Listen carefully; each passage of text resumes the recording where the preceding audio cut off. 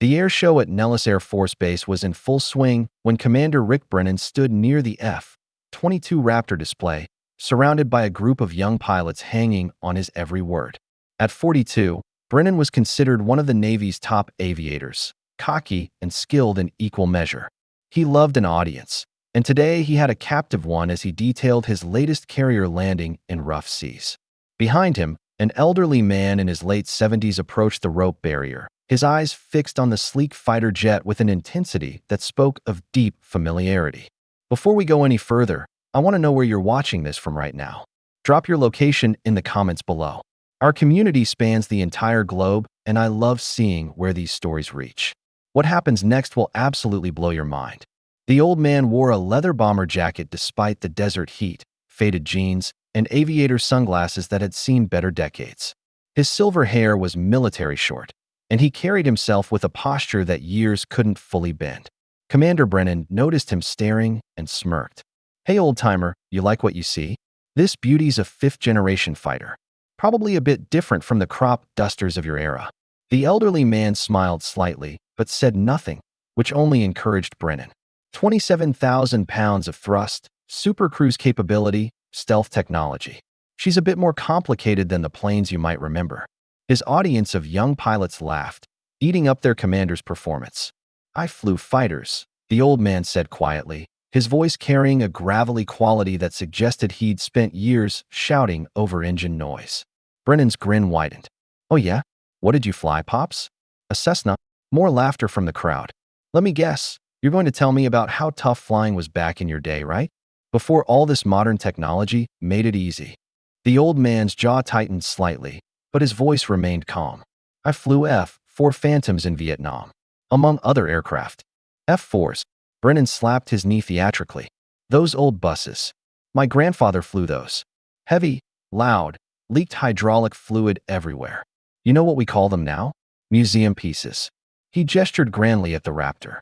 "This is what real flying looks like. Computer-assisted, precision-engineered. Though I don't expect you to understand. No offense, but your generation's tactics are about as relevant as propeller planes. If you're feeling that tension building right now, hit that like button. What this old veteran does next will wipe that smirk right off the commander's face." The old man stepped closer to the barrier. "Commander, if these modern planes are so superior, and I'm just a relic from a bygone era, perhaps you'd let me sit in the cockpit, just to see how far technology has come since my museum piece days." Brennan laughed louder. "Sit in it? Hell, old man, if you can figure out how to start it, I'll let you taxi it down the runway." His pilots roared with laughter, several pulling out phones to record what they assumed would be a humiliating moment for the elderly veteran. "I'll take that bet, Commander," the old man said, pulling out his wallet. He handed Brennan a card. The commander's face went from amused to pale in seconds.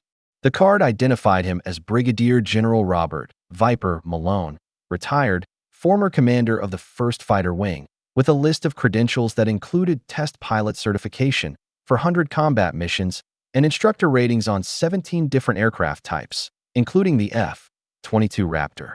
Brennan's throat went dry. "Sir, I didn't. I had no idea." "That's obvious, Commander," General Malone said, his voice still calm, but now carrying unmistakable authority. "You were too busy performing to notice details." An airbase coordinator standing nearby stepped forward. "General Malone is one of our distinguished guests today. He was specifically invited because he helped test the early F-22 prototypes before his retirement." The general turned to the coordinator. "Is that demonstration Raptor flight ready?" "Yes, sir.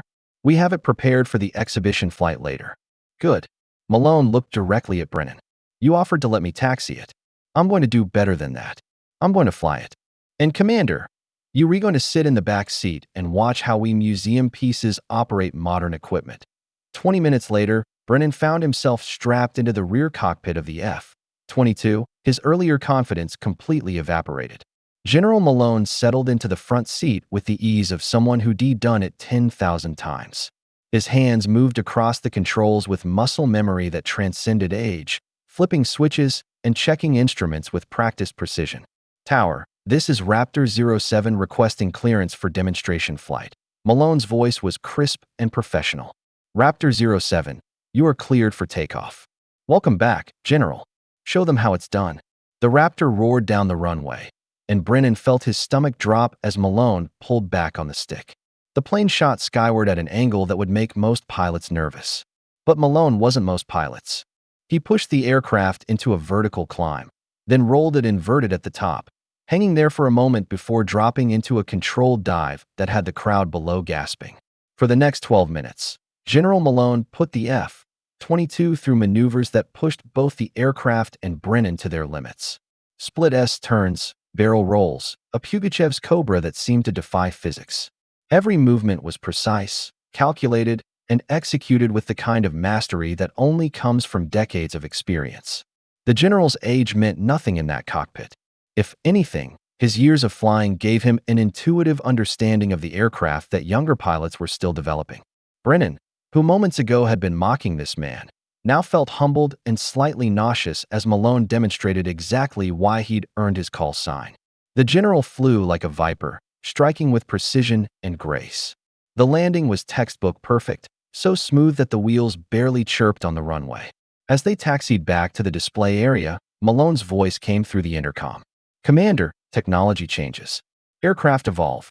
But the fundamentals of being a great pilot, understanding your machine, respecting the physics, and never underestimating your opponent, those never change.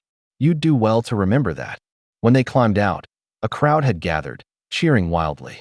Brennan's young pilots stood slack-jawed, their phones having captured every moment of the flight. The commander approached General Malone, his face red with embarrassment. "Sir, I owe you an enormous apology. I was disrespectful, dismissive, and completely out of line." Malone removed his helmet and ran a hand through his silver hair. "Commander, you're a skilled pilot. I can see that. But skill without humility is just arrogance waiting to get you killed. Every pilot you meet has something to teach you, even if they flew planes you consider outdated. We didn't have computers to save us when things went wrong. We had instincts, training, and respect for what we were doing." He placed a hand on Brennan's shoulder. "The greatest pilots I ever knew weren't the ones who bragged about their abilities. They were the ones who listened, learned, and understood that every generation of aviators stands on the shoulders of those who came before. Your technology is incredible, but it's just a tool. You're the weapon. Don't ever forget that." Brennan nodded, genuinely chastened. Would you be willing to share some of your experience with my pilots? We could learn a lot from you, sir." General Malone smiled, the first real smile he'd shown all day. "I'd be honored, Commander. But first, you're buying drinks at the officers' club. That's the price for making an old man prove he can still fly." The video of General Malone's flight went viral within hours, viewed by millions of people who needed the reminder that age is just a number when you re-talking about true mastery.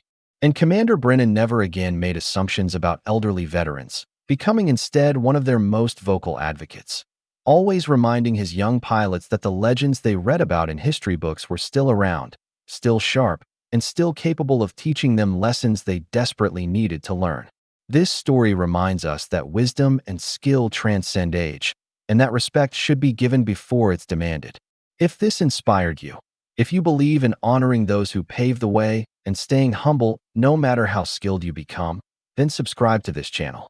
Join our family that celebrates true excellence and the lessons learned from those who came before us. Hit that subscribe button and the bell icon because these stories remind us that legends never really retire. They just wait for the right moment to show us what greatness truly looks like. Thank you for watching. And remember, never judge someone's capabilities by their age. The most dangerous pilot in the sky might just be the one everyone underestimated.